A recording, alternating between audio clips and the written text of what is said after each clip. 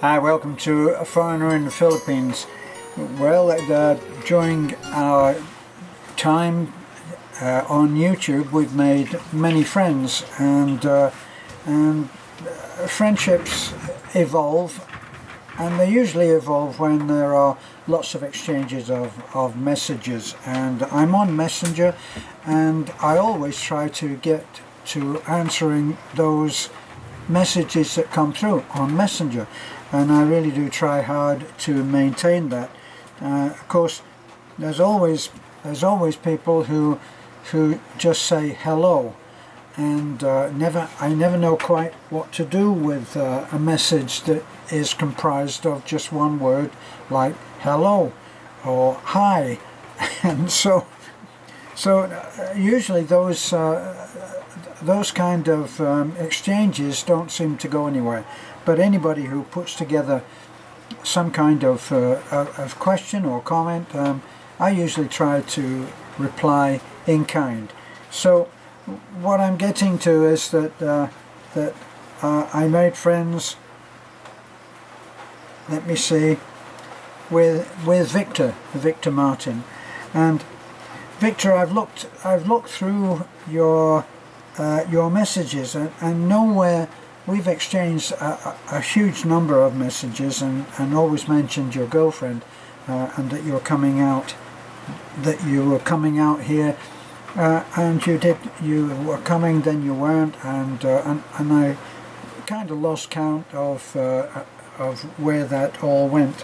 But one thing that I have now seen that you sent, I should mention that Victor was very kind in sending me some special cream that it's not evil smelling, so you can put it on the trombone slide, and I mentioned that this particular cream is called Trombotine, and it's specially made obviously for the trombone.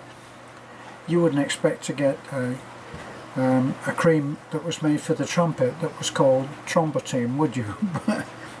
But anyway, I don't have any way of, let me see if I can. I made that picture bigger, but there's the picture that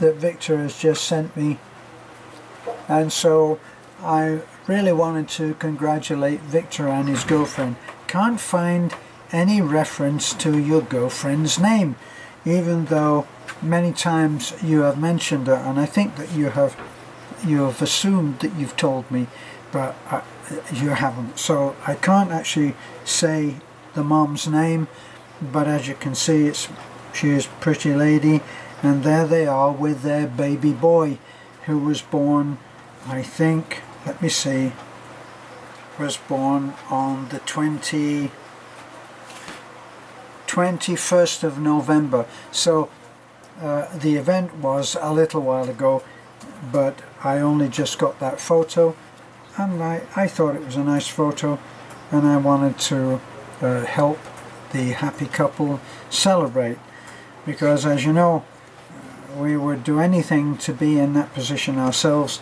And so when it happens to someone, I'm more than happy about it. And it does inspire me to go further and say about how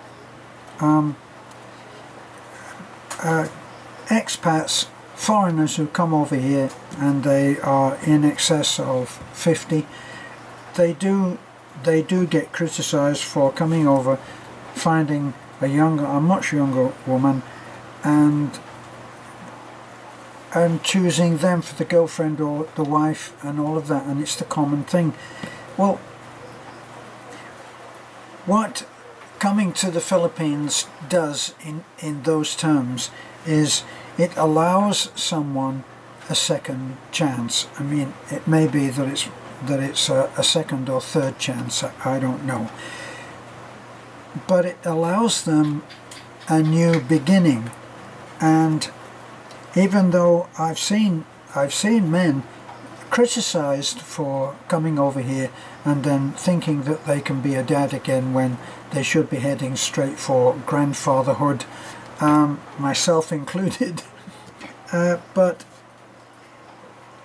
it's a chance that some men may choose, because in my own particular case I didn't do so well at doing this the first time, and the second time around I had two families and I didn't do so great, and it's a chance perhaps to make amends and try to be a better person and a better father this time around.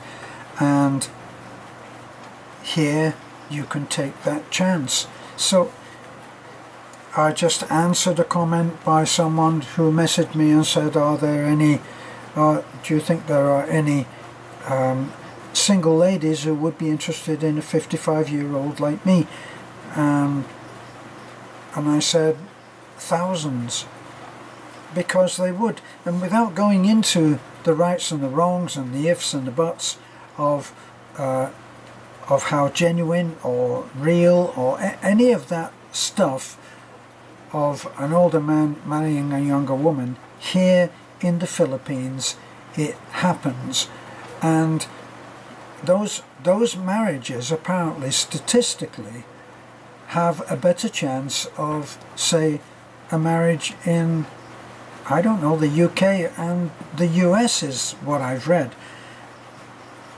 They have a better chance of success.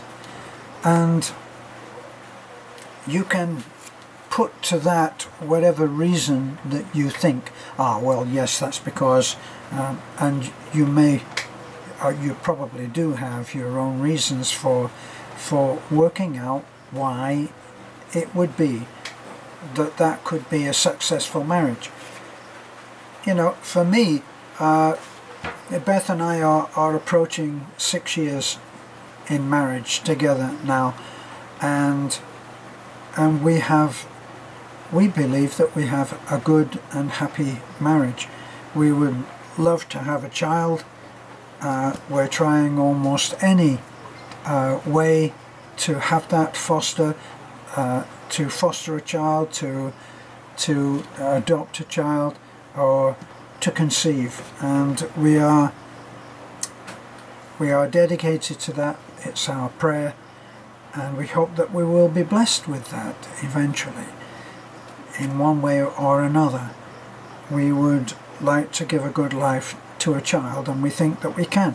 And I already did a video when I talked about how Filipinas think about children in a different way.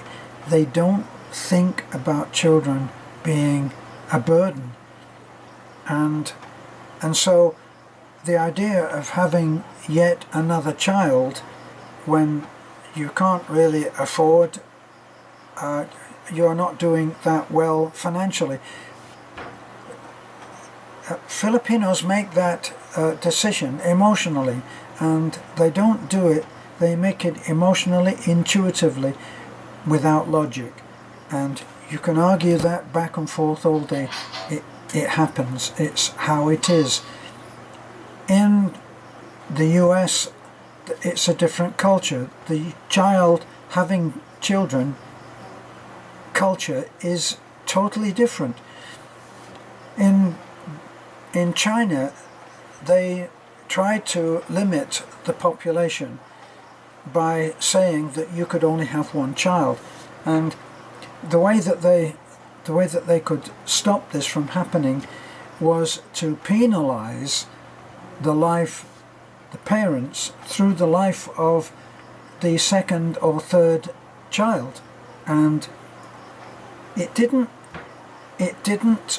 totally stop the idea of a one-child family, but what it did do is it led to a shortage of women, because generally speaking it was economically regarded as being more logical, more sensible, more practical, whatever reason you put it, they would choose by going and having ultrasound, having where they could find out what the sex of the child was, and they would do that early.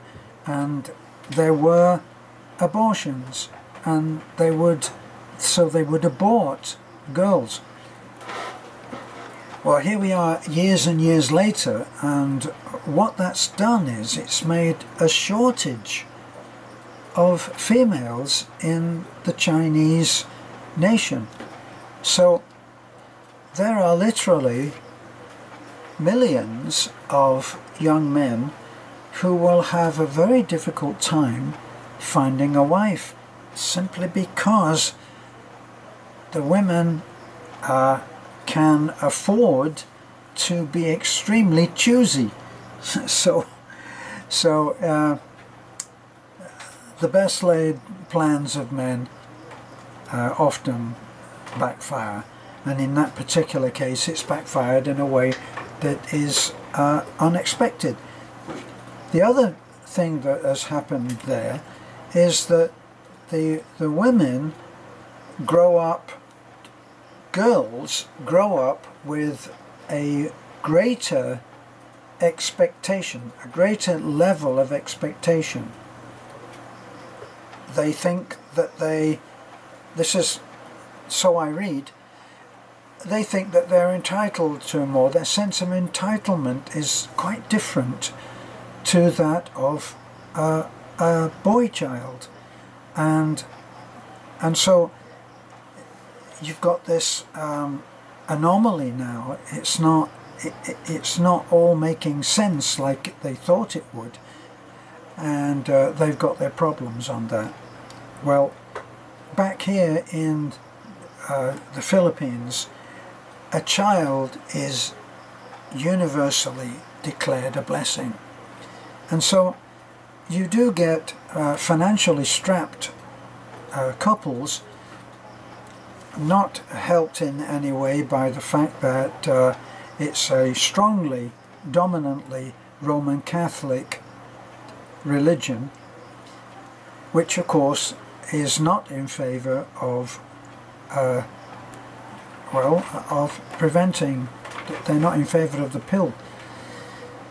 So once again you get you get different things happening because of man-made rules, man-made ideas and man-made plans. But anyway, we wish, Beth and I wish Victor and his lovely lady, the mama, and their baby boy, he didn't tell us his name. At one point he actually was not sure whether he wanted to be there at the birth, and I said, oh, that is an experience that you should not miss. And he didn't. He was there for the birth, and it was a happy, joyful, incredible time. I've been there for many children and at births, and it is an overwhelmingly emotional time. So congratulations, Victor and the mama, and that's all from me. Bye for now.